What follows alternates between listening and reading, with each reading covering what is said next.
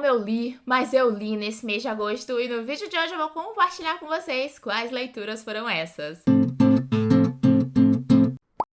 Oi, gente, eu sou a Bárbara e como comentei, venho aqui contar pra vocês os livrinhos que eu li durante o mês de agosto. Foi um mês de leituras bem gostosinhas, mas foram poucas leituras, porque se você está por aqui sempre, se você está de olho nesse canal, sabe que metade do mês de agosto eu passei no Brasil, porque eu fui casar, né, gente? Então, do dia 5 ao dia 22, mais ou menos, eu tava no Brasil. Os primeiros dias do mês eu tava organizando ir para o Brasil, ou seja, foi um mês que foi o suco do surto. Mas, quando eu voltei, eu engatei algumas leituras que eu acho que vocês vão curtir saber e que vai ser bem legal de compartilhar com vocês. Então, se vocês curtem vídeo de lidos do mês, já chega clicando no joinha, se inscreve no canal e ativa as notificações para receber tudo que eu publico em primeira mão e bora lá para as indicações. Vou começar falando de um livro que tem vlog de leitura aqui no canal, que foi o A Maldição do Ex, da Rachel Hawkins. Gente, o tanto que eu me diverti com esse livro aqui não tá no gibi. É uma trama que vai misturar romance com realismo fantástico, realismo mágico. Sabe quando elementos de histórias de fantasia entram no mundo real e fazem parte do nosso ambiente? A gente vê isso em Harry Potter, a gente vê isso em Crepúsculo, que são grandes nomes aí de romance com realismo mágico, e a gente vê isso aqui também em A Maldição do Ex. Esse livro é da mesma autora de Sua Alteza Real e de Como Sobreviver à Realeza, então já vinha com uma bagagem bem grande. E na trama a gente vai conhecer dois protagonistas que são bruxos, a Vivi e o Reese. Eles se conheceram ali no fim da adolescência dela, começo da vida adulta, e eles tiveram um lance que durou meio que um verão, 3 meses, até que ela descobriu que o pai dele estava procurando para ele uma noiva lá nos confins de onde ele veio. E aí ela ficou triste, chorosa, magoada, terminou tudo, jogou uma calça jeans nele e falou: nunca mais quero te ver. Depois ela se afundou na banheira da casa dela, tomou muita vodka, entendeu? E fez o que a tia dela sempre falou pra não fazer: misturar vodka com bruxaria. Ela amaldiçoou o cara. Só que ela pensou que ela tava fazendo de palhaçada, tipo, ela tava fazendo na força da raiva ali. E o cara vem de uma das famílias de bruxos mais renomadas, sabe? Tipo, muito conhecida, muito poderosa. Era óbvio que ela... Quem era ela pra conseguir amaldiçoar esse cara? Só que ela conseguiu amaldiçoar ele. E ela descobre isso 9 anos depois, porque a cidade onde ela vive é uma cidade que foi construída por antepassados do Reese. E ele sempre tem que ir lá para fortalecer a magia da cidade. Na verdade, sempre tem que ir uma pessoa da família. E dessa vez, o pai dele decidiu enviá-lo. E aí, quando ele vai fortalecer a magia dessa cidade, ele acaba fazendo merda. Isso por quê? Porque ele estava amaldiçoado por ela. E aí, juntos, eles vão ter que, né, resolver este BO, resolver esse problema, enquanto resolvem o BO deles mesmos, que é esse fim de namoro de 9 anos atrás, essa maldição que ela tá com ele e esse desejo que não abandona o nosso casal do começo até o final do livro.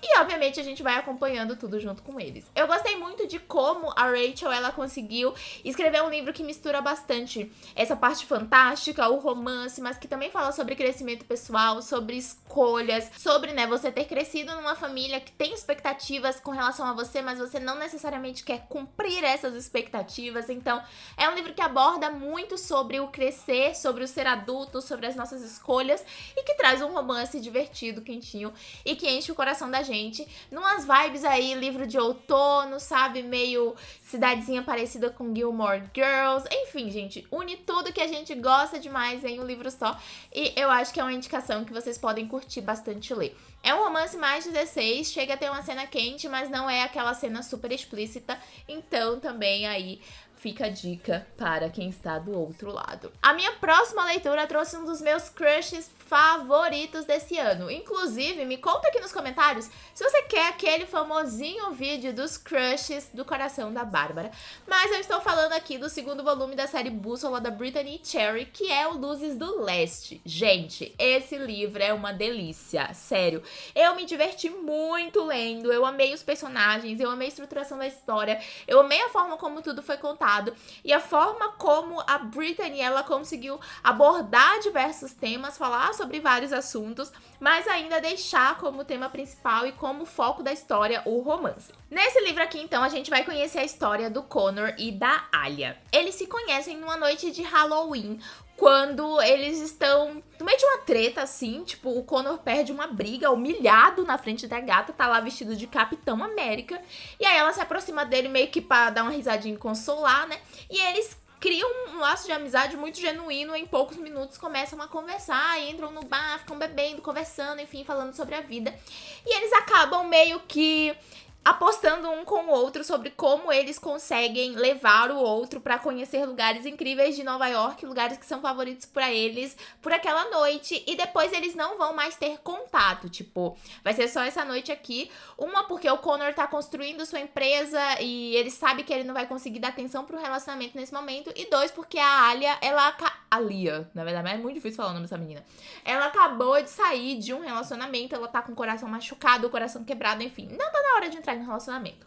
E aí eles vivem essa noite, contam vários segredos dos seus corações e falam: se a gente se encontrar de novo é porque o destino quis assim.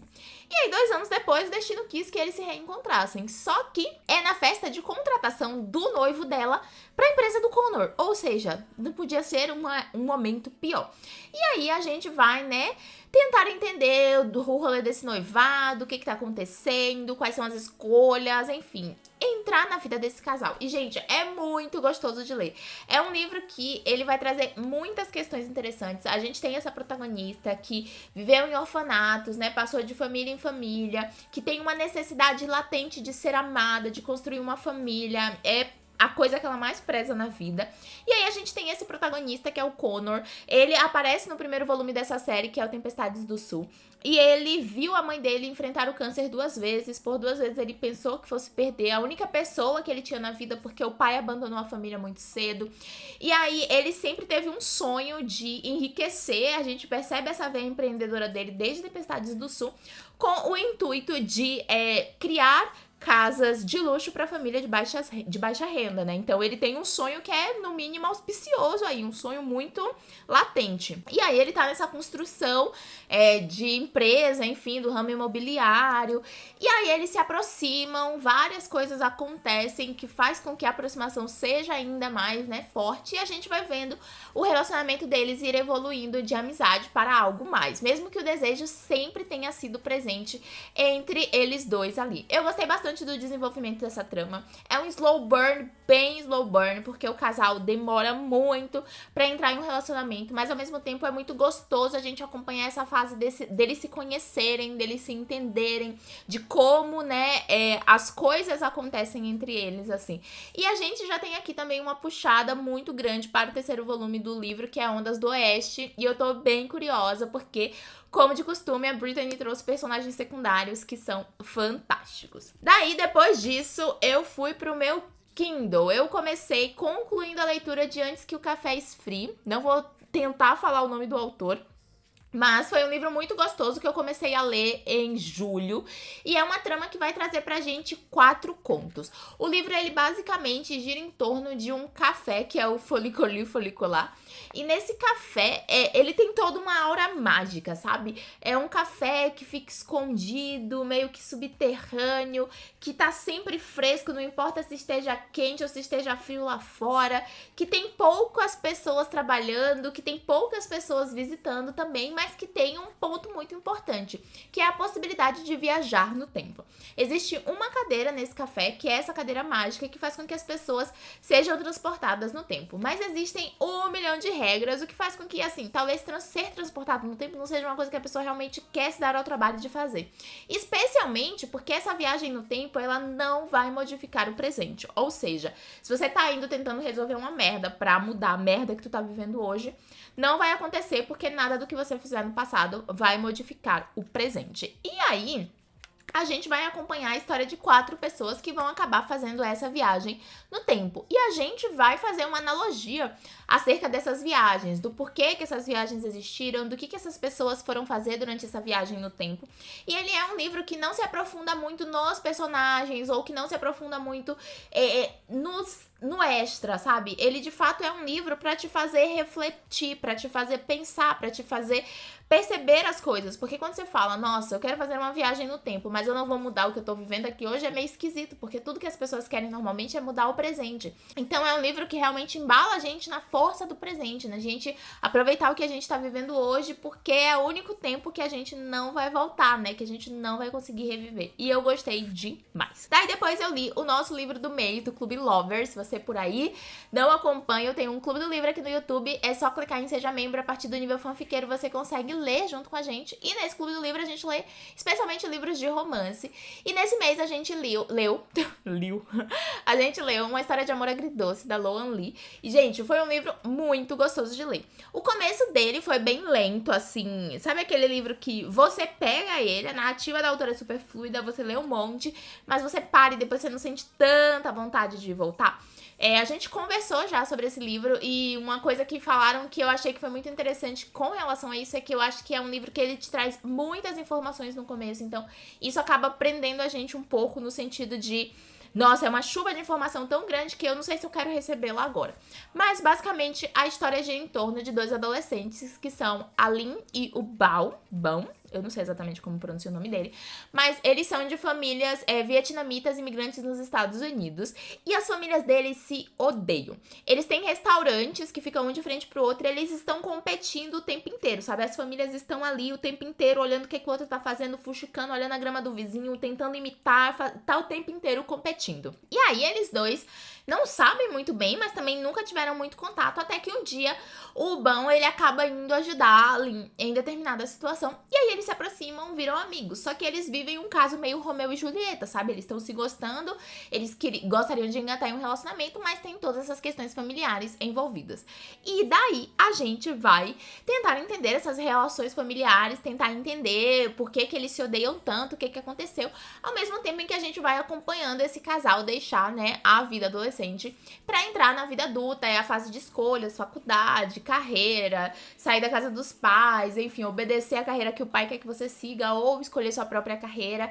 E eu gostei bastante dos debates que esse livro trouxe. Uma coisa que eu senti como leitora é que os personagens não parecem ser adolescentes, e durante a discussão também foi muito interessante que a gente conversou sobre isso e sobre como é meio comum isso em famílias do leste asiático, né, de que o adolescente ele acaba crescendo mais rápido, especialmente quando são imigrantes, porque eles lidam com muitas coisas, inclusive essas coisas são apresentadas aqui no livro, e assim, a forma como a autora contou essa história, trouxe bastante dessa cultura, foi muito interessante. A comida é uma das coisas mais presentes nesse livro aqui, e gente, a narrativa dela é tão descritiva, mas não é aquele descritivo chato, sabe, é aquele descritivo de te colocar dentro da história, parece que você consegue olhar ao redor e ver o que ela tá te falando, e as comidas parece que você consegue sentir sabor, textura, cheiro. Eu gostei demais. Foi uma experiência, assim, muito boa, muito intensa, muito profunda e que eu indico demais pra vocês. Eu acho que vocês podem curtir bastante a narrativa. Os primeiros 50% podem, sim, te deixar um pouco com o pé atrás, talvez com uma leve vontade de abandonar o livro, mas eu falo, insista, porque vale demais e você não vai se arrepender. E aí eu finalizei o mês com uma leitura que está em andamento e que eu tô amando, porque ela vem de uma fanfic que eu já li há muito tempo atrás e que eu gostei demais, então assim, né, socorro Deus. E esse mês de agosto ela foi adaptada para um livro que é Celebridade do Mês, da Carol Berry. E, gente, é basicamente uma trama que gira em torno da história de uma jornalista. Ela criou um quadro que se chama Celebridade do Mês, que ela faz junto com uma amiga dela. E aí, nesse quadro, todos os meses, alguns meses não, mas assim, elas passam basicamente um mês grudada numa celebridade, sabe? Vai pra casa dessa celebridade, mora na casa dessa celebridade, acompanha todos os compromissos, acompanha tudo dessa celebridade. E obviamente que no meio disso elas descobriram que existem pessoas que são apenas uma farsa, que existem pessoas que realmente são legais, que existem pessoas que ocultam um lado da vida, né, pra sociedade, enfim. Descobriram muitas coisas com relação a essas celebridades. E agora chegou a vez da Emily ir na casa do Josh, que é um dos cantores, assim, que tá mais em alta. Ele lançou o primeiro álbum, o debut dele foi, assim, fantástico. Ele tá pro lançamento do segundo álbum. E ele é um cara que faz aquela linha, assim, sonho de consumo, sabe? O cara é super gentil, gente boa, bacana, bonito, gostoso, lindo, sensual. Ou seja, é tipo impossível essa pessoa existir de verdade. e ela vai passar esses 30 dias com ele. E logo que ela chega, ela percebe que é possível sim esse homem existir. Mas ela não quer misturar negócios com prazer. Só que quanto mais ela fica próxima do Josh, quanto mais ela conhece ele, mais apaixonada ela vai ficando. E a gente vai vendo ela caindo de amores por ele nesse livro. E assim, é muito gostoso, é muito divertido. Tem esse quê de celebridade, né? De vida diferente, de fanfic, que é uma coisa que eu amo. Então eu tô indicando muito pra vocês. É um livro mais extenso, mas assim, que você lê no piscar de olhos, porque a narrativa da Carol é muito fluida e a forma como a trama se desenrola é muito gostosa de acompanhar, então eu acho que vocês podem curtir demais. E basicamente essas foram as minhas leituras do mês de agosto, até que pra quem casou no meio do caminho eu li bastante, hein? Me conta aí quais foram as suas leituras do mês de agosto. Se você leu algum desses livros que eu li, eu vou adorar saber também. Se vocês curtiram o vídeo, lembra de clicar no joinha, de se inscrever no canal e ativar as notificações pra receber tudo que eu publico em primeira mão. Eu espero vocês então no próximo vídeo. Um beijão e até lá! Tchau!